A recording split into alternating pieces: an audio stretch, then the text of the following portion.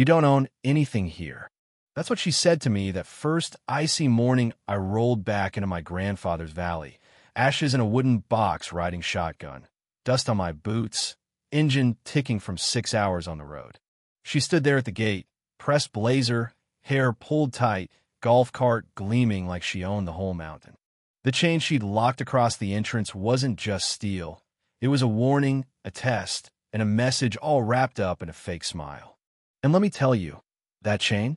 It was about to drag a lot more into the light than she could have ever planned to bury. I know some of you watching have your own HOA horror stories. Don't be shy. Drop a comment below if you've ever felt like you were fighting Goliath in a bad suit and a clipboard. Trust me, you're not alone out here. Anyway, I'm standing in that pre-dawn cold, Denver an entire world away, and the only thing moving is my breath turning to fog, and that chain strung tight like it had something to prove. The sign on it, an O entry. HOA violation. Valley Pines Homeowners Association. Authorized personnel only. It was new. Heavy. I snapped a few pictures for the record and waited. The sun started climbing over the ridgeline, painting the valley in gold and purple, and for a second, if I closed my eyes, I could almost hear my grandfather's voice, split kindling, listen to the wind, watch for elk at dawn.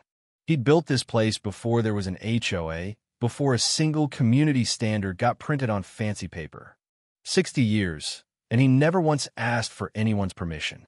But time got him in the end, like it gets all of us. Stroke took his memory, bills stacked up, and yeah, the HOA dues went unpaid. That's when the wolves started circling, I guess. She showed up 20 minutes later, Marina Strickland, president of the HOA, face set like she expected a fight. White golf cart, navy blazer, expensive shoes crunching on gravel. She gave me that look like she was running numbers in her head, figuring out how much trouble I'd be. "Can I help you?" she said.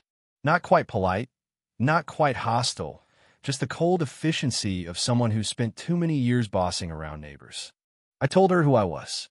Wyatt Hadley. Pulled out the envelope. Deed transfer, will, death certificate. She barely glanced at them. Those haven't been approved by the HOA. Colorado law requires board approval for any property transfer in a covenant community. You should have received a notification. Yeah, that happened. I bit my tongue. My grandfather built that cabin in '53. He had the deed before the HOA was even a rumor. But she had her folder ready, pages with the logo, violations circled in red. Exterior paint, roof materials, landscaping, $7,200 in unpaid dues. And I caught her eyeing the cabin, not like she cared about paint, like she was measuring its worth. "How much do you figure this land's worth?" I asked. There, a flicker, just for a second. 6 acres, water access, somewhere in the middle of $800,000 to $2.5 million. Said it casual, but I could feel the greed lurking under the numbers. "No one wants you gone, Mr. Hadley. We just need compliance," she said. If I couldn't, the board may be forced to pursue other remedies. She turned for her golf cart, and I called after her. "I'm not leaving." She paused, gave me a look hard as winter ground. "Then you're going to need a lawyer." And off she went, tires crunching away, leaving me with my grandfather's ashes and a chain that shouldn't have been there. So I did what any stubborn grandson would do. I waited for her to disappear, grabbed the bolt cutters, and snapped that chain with a sound that cracked the silence. My grandfather always said land remembers. Who walked it, who loved it. I made him a promise before he died. I'd keep this cabin standing, come hell or high water. Inside, the place smelled like dust and old pine, a dozen winters layered over half-burned wood. I set the ashes down and dialed Dalton Shepard, real estate attorney out of Boulder, sharp, dry sense of humor, 30 years as a county prosecutor. He replied in 2 minutes flat, "Tomorrow morning. Bring everything." Dalton's office smelled like old law books and burnt coffee. He listened, took notes, then gave me the reality. HOAs don't have authority over deeds. That's fiction. But they can fine you, build a paper trail, claim liens, force a sale if they can make it stick. It usually takes years, but with someone motivated, maybe 18 months. He spread a survey map over the desk. Your grandfather's deed is a 1948 federal land grant. Homestead Act. Full mineral rights. Most people lost theirs, but if he never transferred them, you've got them still. The bigger question is, did he ever sign the HOA covenant? If not, they've got no legal authority over your land. Period. We tore through every paper I had, and after an hour, Dalton looked up. No signature. Your grandfather never joined. They just drew a boundary and pretended. That's their problem now. He filed a complaint with the county, started a declaratory action with district court, and handed me a PI's card. Have her dig into Marina, see if there's money flowing her way from all these property sales. If she's profiting, that's a felony. That night, the HOA meeting was like a courtroom. 50 people in folding chairs, Marina at the head table, running through budgets, then getting to the situation with Lot 47. She had her slideshow, my cabin on the screen, paint peeling, roof sagging, windows black as a funeral. She asked the board to approve $500 a day fines, 30 days to comply. I stood up, could hear the murmurs. My grandfather never signed your covenant. You have no authority over my land. Dalton backed me up, handed over our legal filings. Marina's eyes never blinked, but I saw the panic running behind the mask. The board voted 3-2. Motion carried. And then a voice from the crowd, a thin, weathered man named Clarence. Seen 3 families forced out the last 5 years, every time the property bought up cheap and resold for double. Maybe it's time we asked who profits. The room exploded, people shouting, demanding answers. Marina left through the side door, her power slipping away. Clarence caught up with me outside, told me Marina held a stake in Summit Realty, the company snapping up properties for a resort deal. 2 other families had already been pushed out. They might join your fight. He handed me a phone number, told me I wasn't alone. Over the next week, I mounted cameras, documented everything. Day 3, Marina and her board cronies circle my gate, snapping photos. Day 4, a truck dumped construction waste at my entrance. Sheriff traced it to a Summit Realty subcontractor. The PI called with news. Summit was just a shell, hiding behind offshore accounts. Marina owned 15% through a Delaware company. She'd voted on every for sale, breaking state law, getting kickbacks. Now the DA had evidence. I felt the tide turning. Dalton called, asked if I wanted just my land back or to go after Marina for fraud, for conspiracy. I thought about all the families, about my grandfather watching the valley change. I want her to answer for all of it, I said. The next HOA meeting, no invitation, but Clarence tipped me off. Place was packed.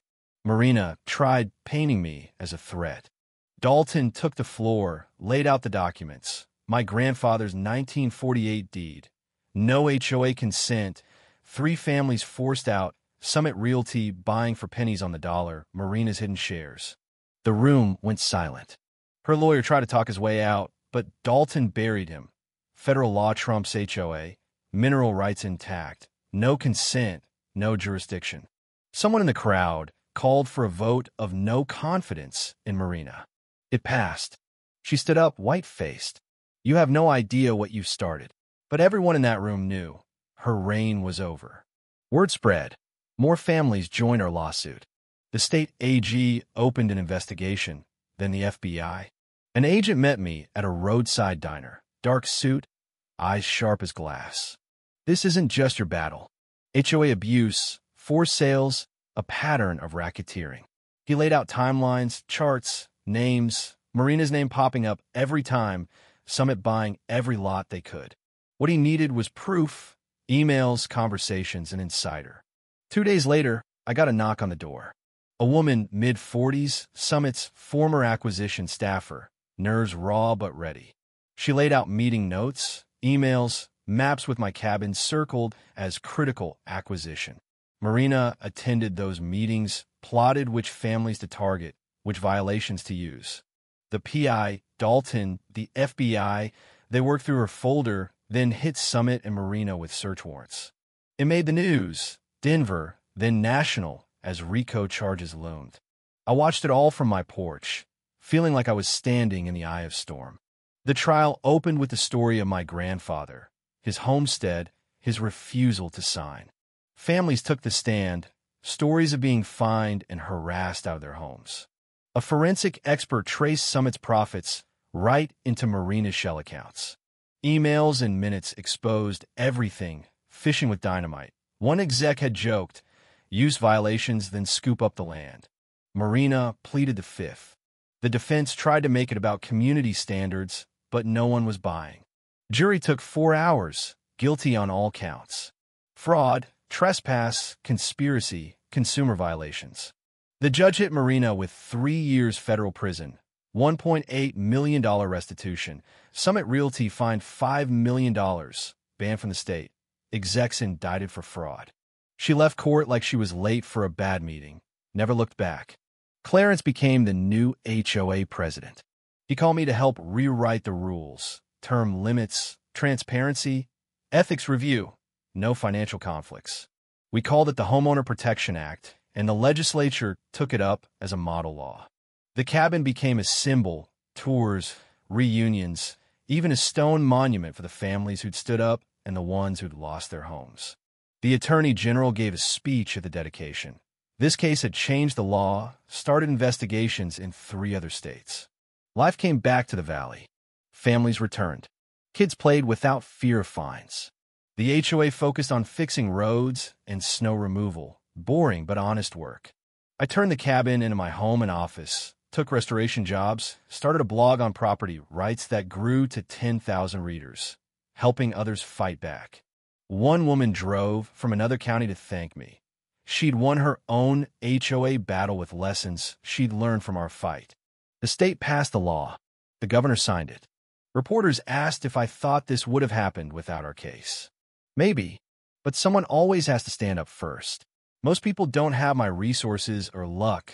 They need the law to protect them, not just theory.